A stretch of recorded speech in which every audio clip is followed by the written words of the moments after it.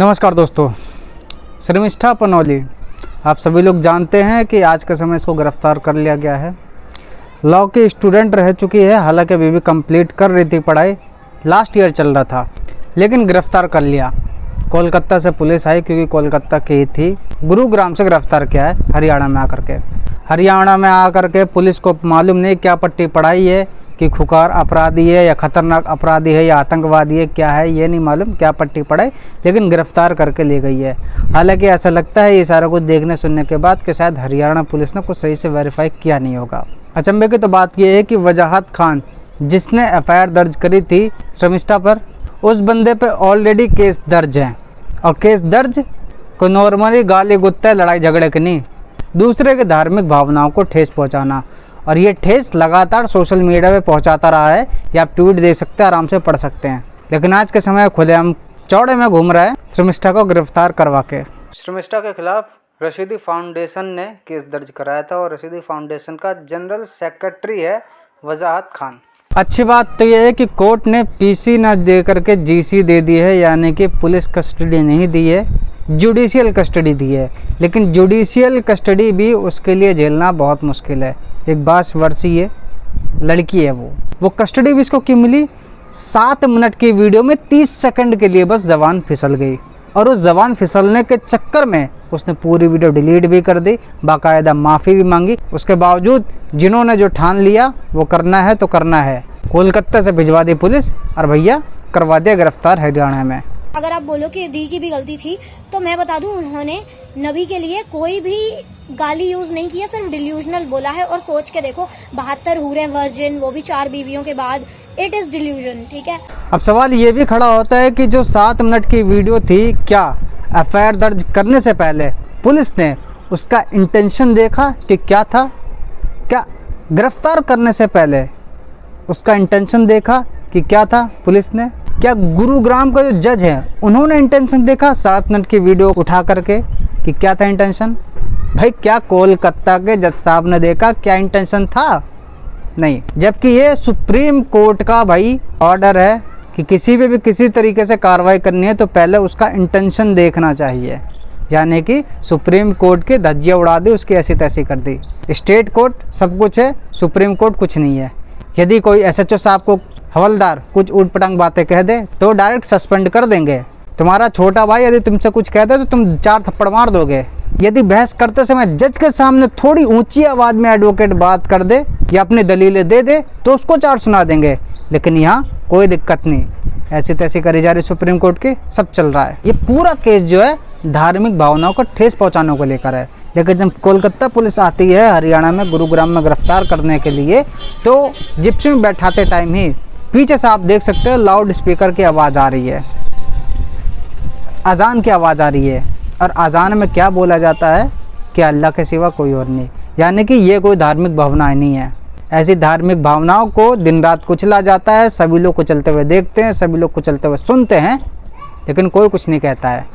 गिरफ्तार होते टाइम भी ये आवाज़ें आ रही हैं, फिर भी कोई दिक्कत नहीं है।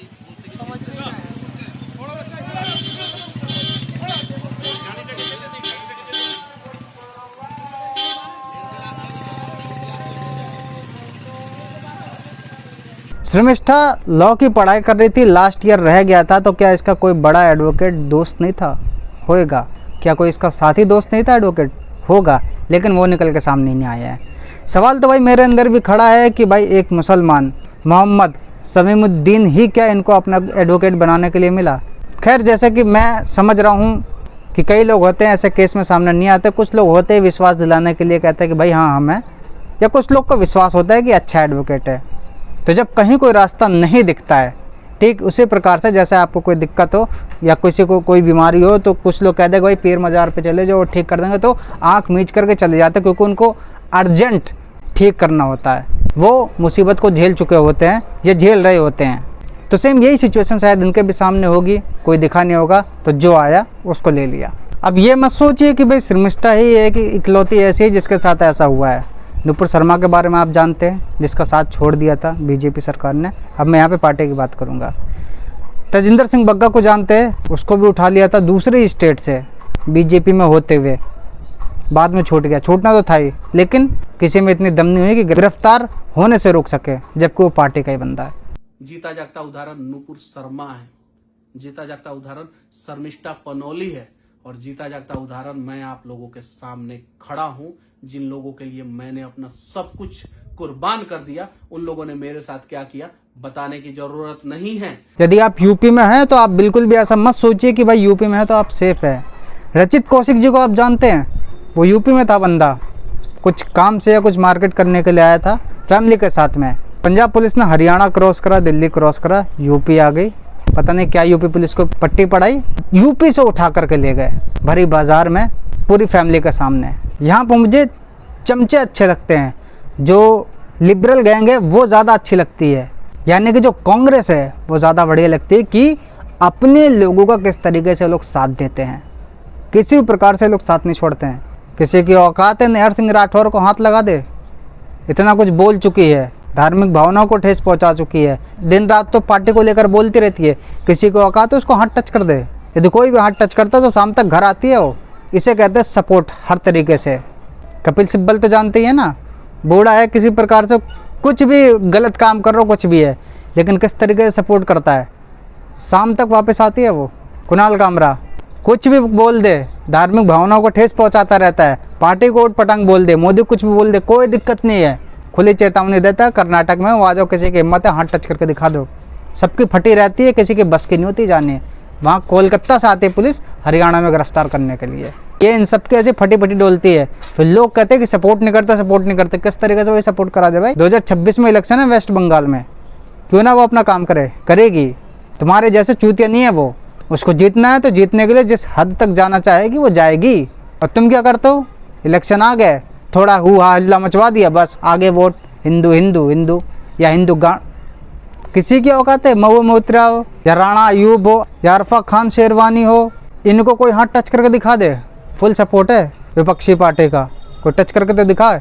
और दिन रात ये कुछ भी बोलना चाहे बोलती हैं, आज भी जो बोलना चाहे बोलती है, लेकिन किसी को औकात नहीं इनको टच कर दे।